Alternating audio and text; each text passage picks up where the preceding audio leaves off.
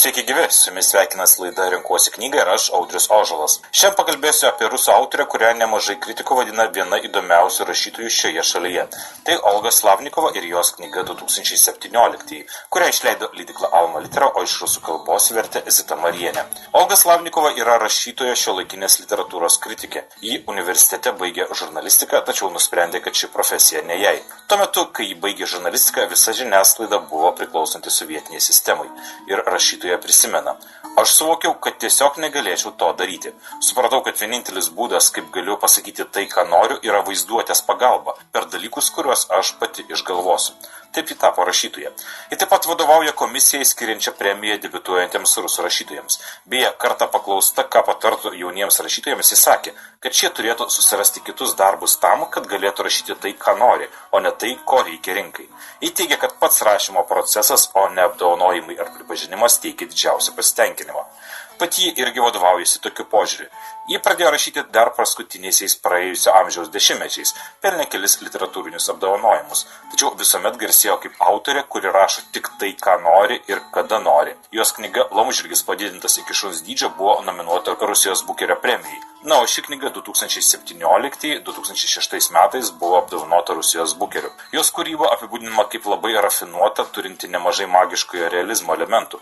Jos romaną 2017 literatūros kritikas Levas Danilkinas apibūdino kaip trilerį, kuris išlaiko ir aukštosios literatūros savybės, o kartu yra ir labai lengvai skaitomas, kinematografiškas, knygoje susilieja realybė, haliucinacijos, erotika, nuotykiai, verslo pasaulis, o sukurti personažai labai stiprus. Pati autorė sako, kad šiuo romanu norėjo išbandyti save kiek lengvesnėme žanre ir tai gerai pavyko.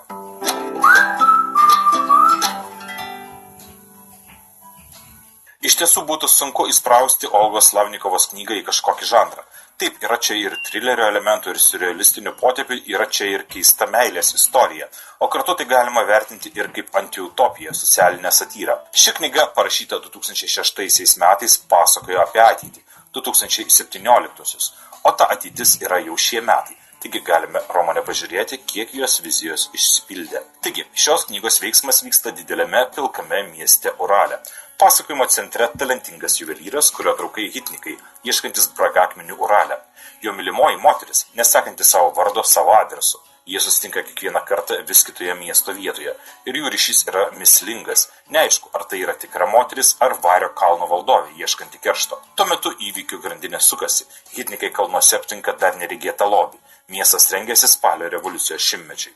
Teatralizuoti istorinių klubų susirėmimai tarp raudonųjų ir baltųjų perauga į kruvinas riaušes, o tolimojoje Maskvoje įvyksta tikras naujas perversmas. Tai knyga parašyta labai poetiškai, hipnotizuojančiai, ribos tarp matomo ir įsivaizduojamo pasaulio čia trinasi, autorė naudoja daugybę metaforų. Tiesa, bent jau man skaitant susidarydavo įspūdis, kad autoriai, stengiantis sukurti kuo turtingesnį, kuo tirštesnį tekstą, kuo daugiau siužetinių linijų, kartais sunku suvaldyti tekstą, tos gijos išsprūsta iš rankų. Ir visgi, Olgos Slavnikovos knyga 2017 išties vertas dėmesys kūrinys tiems, kas domisi šiuolaikinė Rusijos literatūra, kam patinka tokie autoriai kaip Viktoras Pelevinas ar magiškasis realizmas. Na, o pabaigai pacituosiu vieną Olgos Slavnikovos mintį.